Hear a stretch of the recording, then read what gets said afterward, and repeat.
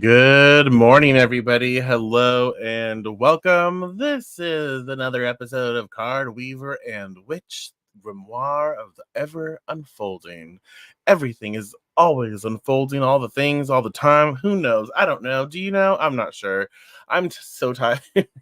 I'm so tired. I had to get blood work done today. So yeah, I had to wake up early, had to do all the things because you want to get there before everyone else starts to get there. And yeah, yeah. So, I did my thing. We're recording this on June 3rd, 2024, 9:26 a.m. here in Northern California. I did my thing. I shuffled, I focused, and I said, what can we talk about today? What conversations can we have today? What is necessary for today's adventure? And the Eight of Swords was kind enough to show to show up for us. The Eight of Swords, and just look at that image if you're watching this. And if you're not watching this, if you're just listening, go get a tarot deck and get the Eight of Swords, or look at your phone and get the Eight of Swords up. And you can see it's very interesting to me.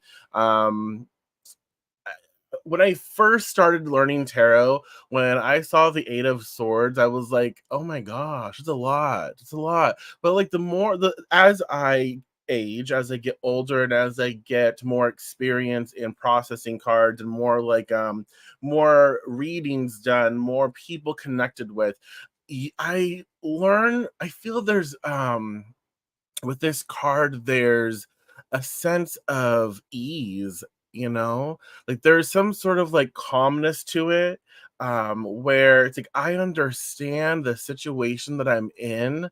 I understand that where I'm at in life right now has to do with things that I've put into motion, right? And so I don't know. There's some sort of acceptance that I feel with this card. So the Eight of Swords often appears when we are trapped by our own perceptions and fears. This card challenges us to examine the mental barriers we construct, which prevent us from seeing the truth of our situations. By identifying these invisible walls, we can begin the process of dismantling them and moving towards freedom. So a lot of like when the Eight of Swords pops up, a lot of the stuff that we communicate about, like the conversation we need to have with client or reader and yada yada yada back and forth, is that of something being self-imposed. Like, where is our mental health? Where is our mental like focus? What thoughts are we thinking? Excuse me. What are we, whatever situation that we're in, whatever we feel like, oh my gosh, I just can't move, let us take that situation and unpack it. What do I believe around this situation? What are my thoughts around the situation, around the events of the situation, around the peoples of the situation, all of it. So the Eight of Swords is this opportunity to ask questions about things that are self-imposed. Like, you know what, and I think that we've all been there. We've all been in situations where we make more, what's that damn saying, making mountains out of molehills. That is so old. I am so old, oh my gosh, but that's like, that just popped into my head.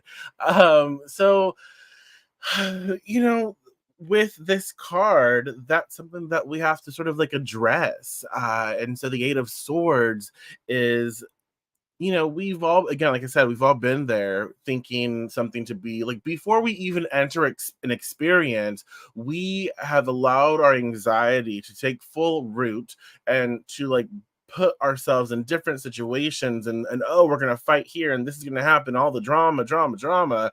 And then when we get into that situation, we're like, oh wow, none of that happened. I didn't have to like get my blood pressure all high, and I didn't have to like stress myself out for that, because it didn't, none of this stuff happened to the extent that I created in my mind. Does that make sense? um And so some practical applications when this card pops up, like when we need to, like, how do we process this card, how do we process the work to be done here. From a mind standpoint, we can cultivate mindfulness practices that focus on self-reflection, spend time each day to meditate on our thoughts and feelings, identify any recurring negative patterns that may signify mental traps we've set up for ourselves.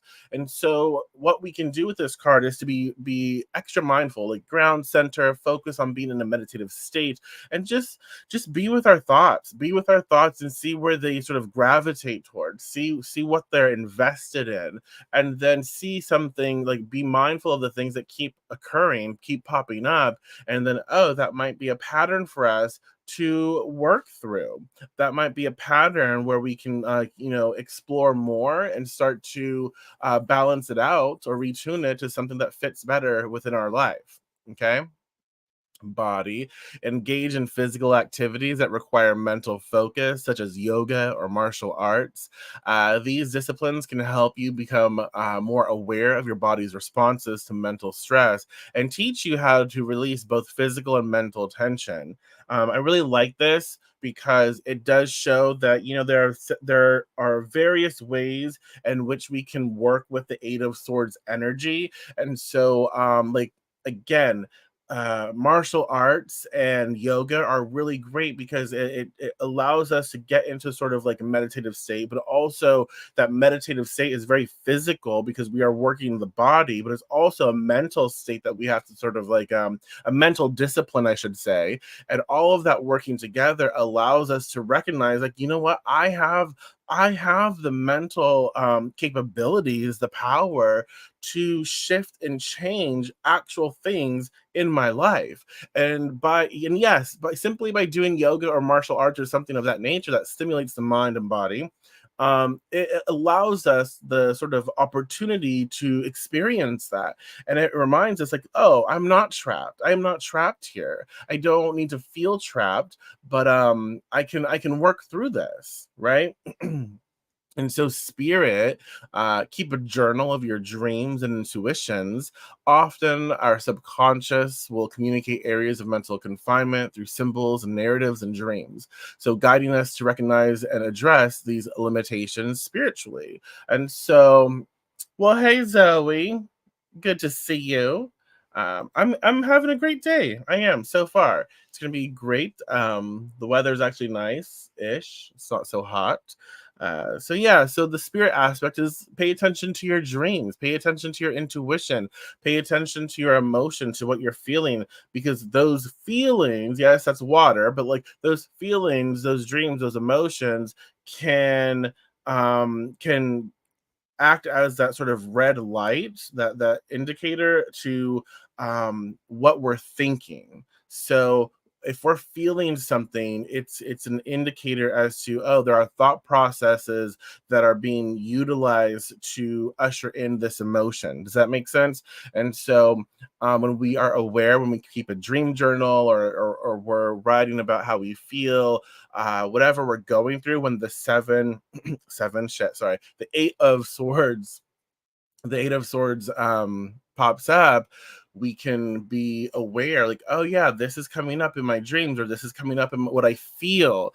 This is what's coming up in my thoughts now. And we can use that, right? We can use that to help find a solution. The next aspect of this card that I'd like to tackle is a little bit about the symbolism. And always pay attention to body language, body positioning, symbols, break it apart, colors as well, all of that. Read the card as you would read and assess a situation in an environment that you're maybe not used to. So this card is rich in symbolism, from the blindfold and bindings to the encircling swords and the puddle at the figure's feet. Each element reflects aspects of being trapped or restricted, primarily by our own thoughts. Again, swords, air, thoughts, mental stuff. communication, that stuff. The imagery encourages us to look beyond surface appearances and to question the reality of the constraints we perceive around us. And I love that because with the Eight of Swords, I really like that because with that energy, it's like, okay, I always say it does. I read a card as it is. Like I especially with like my Rider Waite, like I dissect it. I dissect everything. And so like I pay attention to color, I pay attention to positioning. So are they more towards the left or the right? Are they front facing? What does the body actually like if I were to imagine this like taking place, like how would it look like? I pay attention to everything when I read, like how it feels in that moment, what it might feel like for the individual. But yeah, I do feel color, like pay attention to it. I mean, obviously, even in like black and white decks, or you can see like different shading or there's different intensity of tone, that you can filter that in as well. But like I do pay attention to color when I read. But yeah, so the Eight of Swords here, if we look at it, there's a lot of things like being stuck in the mud and it's like wet and gross. Like it's gross, it's muddy. Well, hello, Gabby. Welcome. But like it's muddy, it's kind of yucky, it's making that gross icky noise, when it's like oh. All of it. And so you're kind of stuck and you don't want to really move because you don't know if like the next step you're going to get deeper in that mud. And so it's like but that's the thing. I don't know if I want to get deeper in the mud, but I also recognize like I don't want to be here. So it's like I'm just gonna stay here, right? Or I'm going to be aware of my situation, remove these bandages or bindings and the blindfold, and I'm going to walk. I'm going to walk. It's going to be messy. It's going to be really messy, but I'm probably going to slip and fall on my ass because that happens. And but we're going to get through it, right? And so you can see what this when this pops up, oh, there's restriction here, but it's also self-imposed. There's bindings here, but they're kind of like the individual's bound, but also not too tightly. Like they don't look uncomfortable where they can't actually free themselves. Okay. And there's so many swords. They can utilize a sword to get free. Um, and so, with that, practical applications to work with this aspect of the card, uh, develop critical thinking skills by challenging our initial perceptions and exploring multiple viewpoints. This practice can help break down mental barriers formed by narrow or biased thinking and open up new ways of understanding your circumstances. I feel like I do this to a fault, so like it's kind of frustrating to have a conversation with me because like I will shift my thinking like in mid sentence, and what I was initially saying I kind of like I'll go back on sometimes because I when I'm having a conversation, I am like thinking about, okay, this is what I believe, and then in my head, I know it's a lot, y'all, but let me know if you do this too. But like in my head, I'm already thinking about like, well, this is why I believe this. This is my upbringing. This is all these things, and so I can see where I would believe this, but how would someone else think about this, or how would a person who's the target of something think about this, depending on the conversations. Like, oh, well, then yeah, I can see the other viewpoint, or I can see this and this and this because we're all different. We're all raised differently. Society is different to each and every one of us, and we all have different things that we're basing our response on. And so, oh, it's a lot. It's a lot. And so like I think it's important for us to do that though, to develop our critical thinking skills, and to ask, like, okay, I'm in a situation. Is it really as intense as I think it is? Or do I just feel that it's intense because, whatever reason? If I was someone else handling this, or if someone else was going through this, how would I handle them going through it? Like would I still feel the same way? Or would they feel the same way going through it themselves? So I think it's important to tackle it from that sort of standpoint, depending on what we're going through, because it helps us sort of like pull our head out of that intense mental space and kind of process from a detached a detached point of view, so we can actually have more information to work with, right? Well, I'm glad. I'm glad. Yeah. I'm glad you're here. So our body, the body, so create a personal space for or sanctuary that symbolizes freedom and safety. This physical environment can serve as a daily reminder of your journey toward breaking free from mental constraints and the importance of nurturing a space that reflects personal insight and liberation. Christina, I'm going to use you as an example. Not to say that this is what you do and this is why you do it, but like I just love Christina's garden. I just love this space. I don't know why. I just love the fact that she's out there, she's building, and she has the ability to like do all these things. I'm very impressed by. Um And so for me, it's like, okay, if I was in an Eight of Swords space where I feel restricted, I feel like maybe backed into a corner, and I'm asking myself, am I like really making more stress on myself than necessary? Well, let's get into the body. And so maybe like I would go to the garden area, right? I would go to the garden area because then that's something I can do something about, right? That's something that I can actually get my hands dirty and I can like weed or I can plant something. I don't know, water some shit. Like I can do something. And so I'm still holding space for that Eight of Swords energy. Like I feel some type of way, but I'm also doing something physical and I have a place where I feel like in control. Right? Does that make sense? And so I feel in control because I've created it. Like I've utilized, like I'm a handy person because I've like made all this shit from scratch. Like watch out world, crafty, and I'm able to do this, right? And I feel like this, I feel proud about my space because I made it. I followed through, I took action, I created. Does that make sense? And so I feel good about it. And so I think that like the Eight of Swords sometimes is when we're going through a situation that's really like bothering us and we feel stuck, let's get into a space where we feel in control, where we feel a sanctuary, where we feel accomplished and beautiful and strong and we love. But it has to be something physical, right? So make or even like make a space for that. Like when we're going through it. Okay, good. Thank you. Sometimes like I ramble and I'm thinking about the things in my head and then I say the words and I'm like, I hope that everything that's coming out is like flowing and making sense because there's just a lot going on here.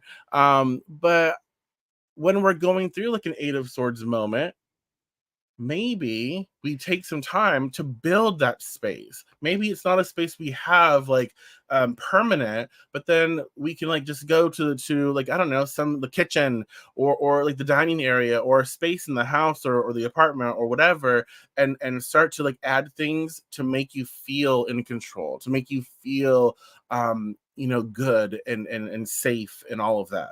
Okay. And so the spirit aspect of the Eight of Swords, like how do we, tackle it? Use visualization techniques to imagine yourself breaking free from the chains of your limitations. Spiritual visualization can be a powerful tool to reinforce the belief in your ability to overcome barriers and manifest freedom in your life. So, what I would suggest for this is to get a depiction of the Eight of Swords and ground center, meditate, look at the card, and then every sword in that card, program it with the energy of like whatever that challenge that you're going through, right?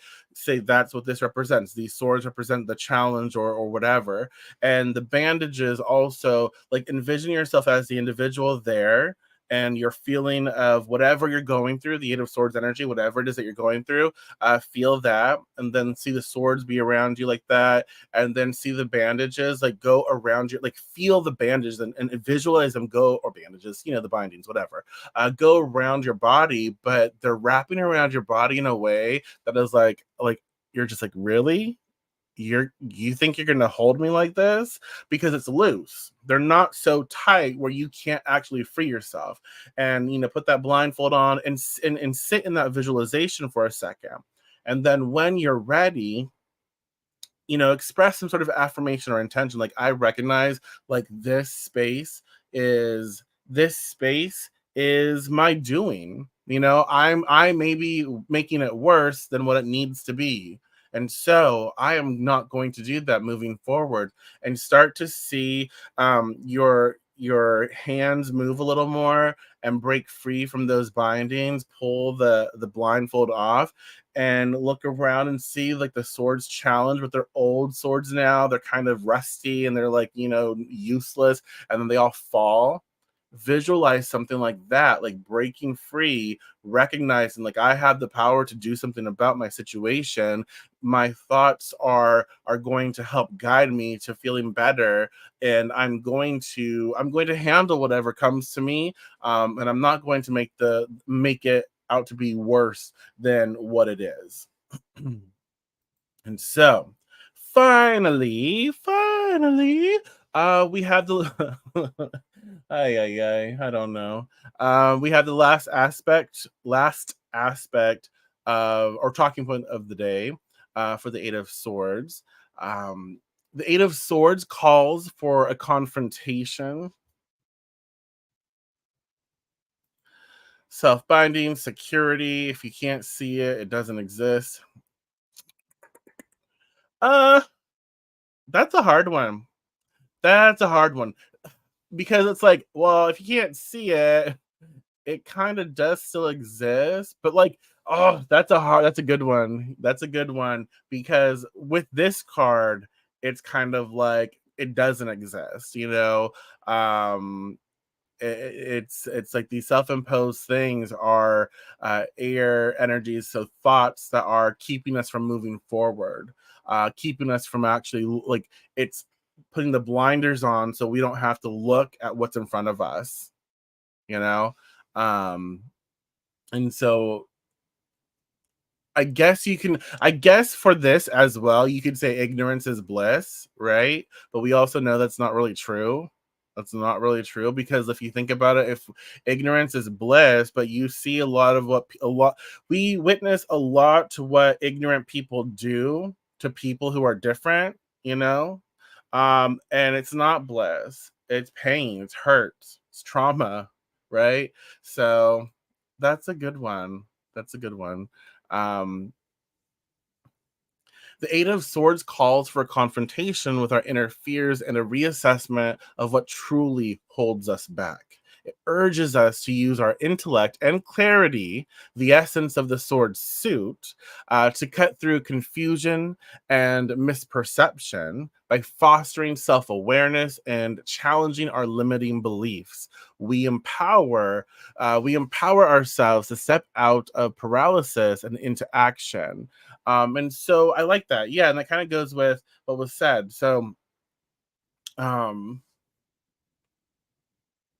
it's with this card, it is vital for us to again recognize, like, oh, where my ignorance is not a good thing. And y'all, do not be ashamed and do not feel any type of way for being ignorant, because we all are. And I'm not like, we all are. uh what we should not be okay with is choosing to still be ignorant when something else is added, like when we have more knowledge. It's like, oh, okay, well, I can better work this now that I have more language, more vocabulary, more understanding. Like, I didn't understand, and so I'm sorry if I said things or I did things that were out of ignorance. I don't want to make anyone feel that way, and I don't want to project that. So now that I have more information, I will absolutely make it a point to keep doing better. I understand that I will falter, right? I understand that I'm not perfect, but it will be something that I'm now aware of moving forward, right? And so with this aspect of the card, it's definitely saying, okay, we need to reassess. Like, we're allowing fear to hold us back. We're allowing our thoughts to hold us back. And I know, I recognize, like, it's not as easy as, oh, we're allowing it, because like everyone is different, and we all have different like mental faculties and mental challenges, things to go through, right? And so like depending on that, everyone has different things that will also determine how we handle our life. Yeah, how we handle these things. So it's not always as simple as me just saying these things. But yes, our thoughts, our mental faculties, the things that we are really like obsessing about, may be holding us back and preventing us from actually experiencing and moving forward and letting go. Like letting go of the shit that is not ours. Like it's not mine to carry this with me. I don't need to carry this with me. It's not mine, and I'm not going to do it anymore. Right? What beliefs do I hold that are limiting in their creation? Um, it's time to focus on empowering ourselves to step out of feeling stagnant, of feeling like I can't move, and start doing little things, even little things. And some people have it where they just can't get up and get out of bed. They're extremely depressed. And not everyone gets depressed, because I hate when people say, oh, we all get depressed. No, we don't. Like, that might be a word that we use to feel like, oh, we're sad, or we feel down, but like depression is a very serious and real thing. And there's like a spectrum of it, I guess, layers, severity, right, intensity of it. And so we cannot comprehend what someone else is going through when they say they are depressed and they can't get out of bed. It is not healthy or beneficial to say, oh, well, we all do it, just go, just get out. No, that doesn't work. Sorry, a little soapbox, I guess. But like, with that, if someone is at that point with this card, it could be like, what can you do today that will make you, maybe what can you do today to think about getting up, or think about feeling better, or what thoughts can you hold space for that make you feel good? You're not just not feeling better, or not being depressed, but like, just what make you feel good? What thoughts can you think that feel good, or what can you reach for? What is there a certain activity? Maybe you're not getting out of bed today, but like, can you color? Do you want to color? And do you want to color like something funny? Do like, with the Eight of Swords, it's like reaching. Oh, is my sound cutting out? I'm sorry. I don't know why. Huh. Is it cutting out for everybody? That's weird. So it's reaching for that little thing that we can do to make better, or to feel better. It's not having the complete solution. It's not like yes. Sorry. Yeah. Like, that's a way better. I was like fumbling for it, reaching for those tools that allow you to help yourself, and not and having tools to do so. Like, I think that's another cool thing about the Eight of Swords. If we think about it, if we start to shift it around, and this can be part of a visualization technique, all of those swords that are in line, that all those beliefs that are holding us back, start to huh I'm gonna have to re-listen. I don't know why my audio is cutting out. It doesn't show up on my screen that it's messed up. Uh, Sorry.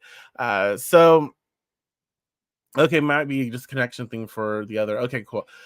So not cool, but it's if we visualize it, the Eight of Swords, instead of seeing all these swords holding us back, it's like, ooh la la. All of these swords in line are now being replaced with tools I have. Thank you. Thank you. It might just be a connection issue, Zoe. Which I sorry for that sucks for you. Um, but yes, sorry. So the swords here, we can replace them with tools. Uh, so let's find those tools, and we can have several different tools in our toolkit, and we won't use them all, but let's look at what tools we have available to us, right? And so, yes, this card can be finding clarity, mental clarity, by just, we don't have to be better. And I think that's the thing that also I feel deep down. And I hope that speaking this transfers correctly, but like, there is nothing wrong with you. Like, people who have a mental distress or have like, or severe depression, severe anxiety, like, there is nothing wrong with you. People who have PTSD, there is nothing wrong with you. You have something that you experience, right? I hate when people say, oh, there's something wrong. No, you have something that you have to work with and navigate, but there is nothing wrong with you. And people like, this used to be said a lot, and I'm so glad it doesn't get said that much anymore out loud anyways. But like, when people would autistic children, and they'd be, oh, there's something wrong. No, there's nothing wrong. There's nothing wrong with this baby. There's nothing wrong with an individual who's different. There's nothing wrong with you. You just have a different layout, a different body, mental, whatever blueprint. And I think with this, it's recognizing we have to find those solutions within our capabilities, and choose them, whatever we can do that day. So if you can't get out of bed because you're depressed, you know honor it. Honor it. It is okay. But that doesn't mean you're going to stay in bed forever, right? And when you're ready, when you have a moment, the 8 of swords is like, let's find a tool. Like, I know that I'm here because I feel some type of way. Because I'm going through something, like there may be a chemical imbalance, whatever it is. I am here, and I also know that I'm powerful, and I can choose things that will bring a little bit of ease to my situation, whatever that is. Today, maybe it's coloring in the color book that's all swear words. Uh, and so I'm gonna color. Today is gonna be a fuck day, and and it doesn't mean the same for everybody, but today I'm going to be coloring that word. And here we go. And that makes me giggle. That makes me, I'm going to use colors that make me feel good. And I do that. And I know it sounds silly. I know it sounds silly, but it's not. And I feel accomplished. And that accomplishment, that fun energy, like, it helps to disperse that heaviness a little bit. And so tomorrow, maybe I'll think about doing something different, right? Maybe I'll think about doing something a little more strenuous, whatever that is, but still something I enjoy. And then the next day, and then the next day, and eventually, guess what? Get out of bed. But it's a process. I'm so sorry that I just spent like forever on this. And so that's a practical application. Regularly engage in problem solving exercises or puzzles. These activities can sharpen your intellectual clarity, enhance decision making skills, and improve your ability to cut through confusion, mirroring the action needed to overcome the challenges depicted by the Eight of Swords. I think chess is also fun if you like that. And so, focusing on things that I can't talk, that kind of like stimulate the headspace, the mental space, and it gives us like something to work through. It's a challenge, and it's like, oh, I like this because I can. This is something I can work with, and this is something I can do. And I realize, like, challenges, like when something's like mentally straining, but I actually enjoy it. I can actually work through, and I have the power to navigate it and solve the problem, and it makes me feel good. And I realize I can apply that to life as well. When life gets really frustrating or intense and I feel like I can't move, I can start to think of it as a puzzle. What puzzle pieces do I need? Do I start with the edges, right? What do I need to put it together? Okay. The invisible diseases the public can't see is like a broken bone, so it gets shuffled under the table, and we are told there's nothing wrong. And it's, yeah, yeah, yep, yeah, yep. Body, practice assertiveness training exercises to physically express your personal power and reclaim your space. This can help solidify your mental efforts to break free from self imposed limitations by embodying them through confident, assertive body language. Ooh, yes, I like body language. Like, carry yourself in a way that feels like, you know what, I've been through it, but because I've been through it, I have a story, and my story makes me stronger. And I'm going to use my story to work, work out whatever I need to work out. And I'm going to find that confidence, find that strength, and get to where I need to be. Like, step into it. Step into it. I recognize this is where I am today, and we're going to make the most of it. Spirit. Participate in community or group therapy sessions where shared experiences and collective wisdom can help you realize you are not alone in your struggles. Spiritual and emotional support from others can be crucial in recognizing and overcoming personal and external limitations. So, with this, it makes me think of like, not rehab, but like going to meetings, whatever those are. There's so many different kinds of meetings where people get together, share stories, and try to help each other. um it makes me think of that. And the Eight of Swords can definitely represent, like, oh, I feel like, let's say I was an addict, right? An addict, and people treat me some type of way because, of the decisions that I made during that time. But I'm no longer an addict, or you know what I mean. I'm recovering addict, I should say. And I'm working through all of this, but they still treat me a certain type of way. They're waiting for me to break, and it's like, it's a lot, and I feel like I can't move. I feel like I can't do shit because everyone is looking at me and judging and blah blah blah blah. And so with the Eight of Swords, it's like, look, this very well could be like, go to a place where people can share stories and help each other and uplift each other, support each other, and also understand, not the same struggle that you went through, but like their own struggle, and what they're doing to work through it. Maybe it's therapy, maybe it's group therapy, who knows? Whatever it is for you, find that, and try it out. They can very well see this with the Eight of Swords. It's like, I feel like I can't move because I have a story, and people are now judging me for that story. But we have to also find that other people's judgments and perceptions, if we allow them to get into our head, it's not it will isolate us. It will stun us. We will not move because we fear what other people will say or what they will do. And it's like, no, we have to reclaim our own power. And this card shows us how to do that by assessing our body, assessing the situation, our mental faculties, asking ourselves, what do we need right now? I understand that I'm not moving at this moment because I have some sort of fear that is preventing me from moving, but how can I work with that fear? How can I actually start to make little steps to find a solution, to feel better? Right? Does that make sense? But that was the last that was the last talking point of this card. It got heavy. I'm so sorry. But that's a little bit about the Eight of Swords. Um I hope that you can take something from these and utilize them, but definitely food for thought. I wanted to talk about cards, but I also didn't want to like give readings. I do that as a profession.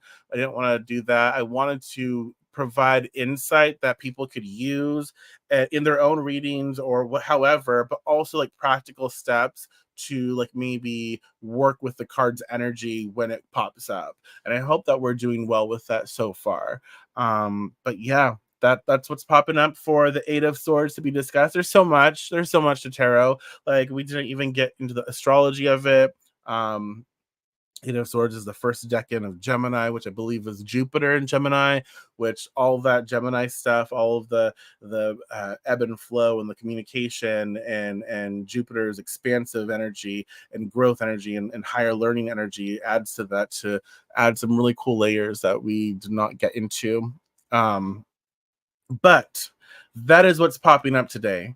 And I thank you. I will not be here tomorrow. My niece is graduating and we have to get up so early, so early.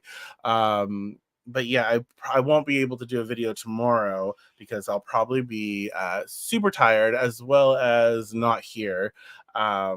So thank you so much for being present with me. I appreciate you all. I appreciate you letting me share this with you. And like always, if you have any thoughts, questions, concerns, always feel free to reach out to me. I'm here to help where I can, here to be of service when able. I will talk to you back on Wednesday. Thank you. Thank you. Okay, bye.